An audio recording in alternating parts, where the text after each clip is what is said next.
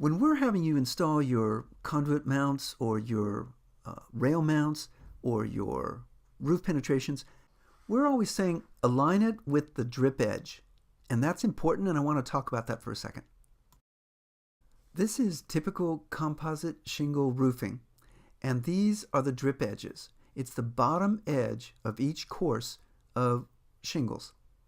The idea is that the shingles are shingled on top of each other, they're layered, and any water is going to drip off of one shingle down onto the next. And here's an example of a flashed mount mounted on comp shingle.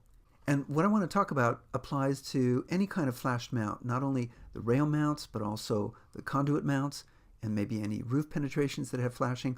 This whole discussion applies to those same things. Here's the whole deal. You want that bottom edge of that flashing to be at or above the drip edge. Here's just another good example, and you can see again how the flashing is a little bit above that drip edge. And here's just another example, shows how that flashing edge is above that drip edge.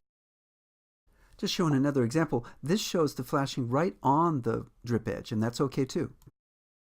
This is what we don't want to see. You see how the flashing edge is over the drip edge? The install looks nice and clean and all, but this is a big mistake. If that flashing overhangs that drip edge by 1/8 of an inch, 1/4 of an inch, 1/2 an inch, I don't care, it creates like a cavity underneath there. And that's where debris, leaves, moisture can accumulate and stay over time, and that can lead to accelerated degradation of the composite shingle. You do not want to allow that overhang space to exist.